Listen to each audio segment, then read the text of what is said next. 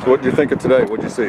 Well, I thought we were slow starting offensively. You know, you could tell we had started today with 8 O-linemen, ended up with 7. Hayden kind of sprained his thumb a little bit, but so ended with 7 O-linemen, 6 wide receivers, and we're just kind of wearing down a little bit.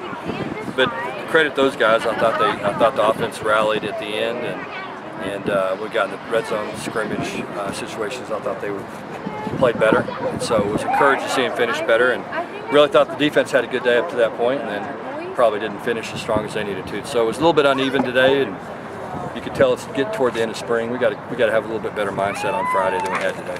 When you talk about your guys wearing down more than you expected? Well, I just think we're starting to run out of bodies a little bit, and so just we're trying to go 60 plays a team with 7 O-linemen. That's just hard to do, with a practice, going through a practice as well. So it's just, we're just starting to, injury here and there. Nothing major. We knock on wood, we hadn't had anything major happen so far, but it's just been a bunch of little things that have held guys out. So, we'll try to get some back healthy on Friday, and then get after it again on Saturday and have a good scrimmage. What's the diagnosis on Braeden West? He's just got a pulled muscle. Yeah, he probably won't participate anymore in spring, but it's nothing major. I haven't seen Jacob Tedora out there recently.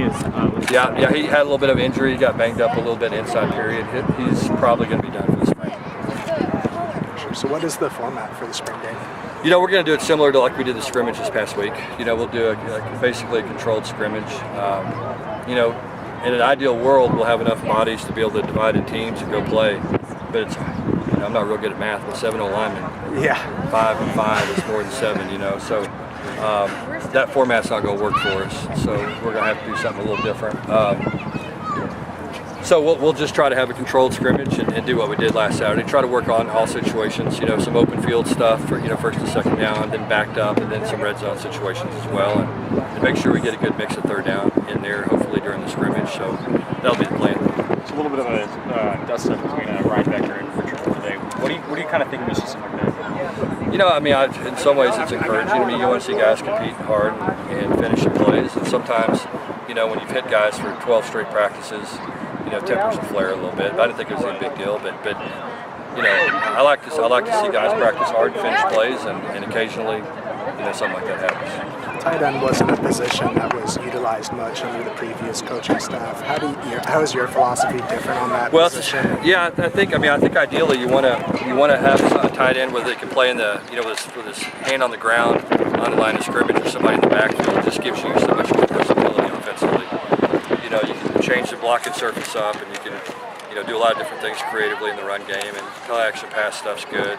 So it just helps your run game so much, and the good thing is we feel like we got a good tight end, Ryan Becker. I think he's, if he'll continue to develop and just keep improving and get a little more physical and a little bit more mentally tough, I think he can be a good player. And so, right now he's probably one of our better offensive weapons, and so what we'll do is we'll always try to figure out who the best 11, 12, 13, 14 guys are and get them in the ball game. And if that means 2 of them are tight ends, so we'll play a lot with 2 tight ends, or if none of them are tight ends, we'll play a lot with 4 wide receivers. With your team as thin as it is at certain groups, is there any way to minimize the risk of the final scrimmage and not really. Reducing hitting at all? Yeah, it's one of those things that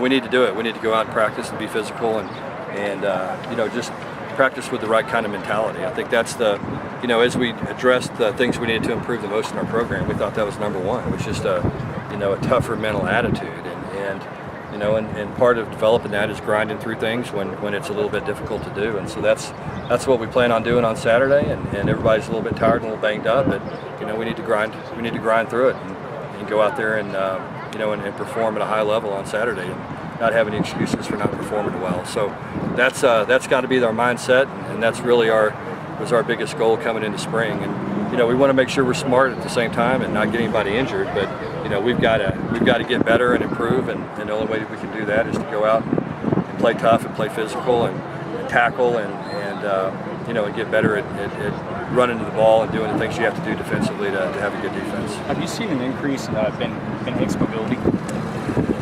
I don't know that I can say that. I think he's moved around pretty well. I think what he moves his feet pretty well, and so we'll do some things to try to be creative and get him out of the pocket at times, and I think he throws pretty well on the run. I think that's a good thing about all our quarterbacks. I think they're all guys that are, fairly athletic and can move around and make some plays. Getting out of the pocket when the protection breaks down or they don't see something that's open. So, I think he's got decent mobility and he showed some signs this spring of getting more comfortable, throwing on the run. So Go ahead. you have the Life After Ball program today. Why is that important? Well, yeah, we're excited about our Life After Ball program. I think it's we tell our guys this all the time. About 4 or 5% of them will play one game in the NFL. It's just the stats, and the stats don't lie, and 95% of them are going to have to go get a job when they're done playing football. And so we want to provide them with the best opportunity they can to maximize their education. And this is a remarkable place to go to school, and the connections you can make as a result of being a student athlete here are life-changing. And so getting an opportunity to meet with some of the guys you're going to have a chance to meet with tonight, that'll result in internships and ways for them to get ahead as they start looking for jobs when they transition from being a student athlete to get into the real world. And so I think it's a great program, and it wouldn't happen if it wasn't for the support of our alums and people that care about SMU student athletes. So really thankful for them, and it's a heck of a program, and I think it's going to be beneficial for our players.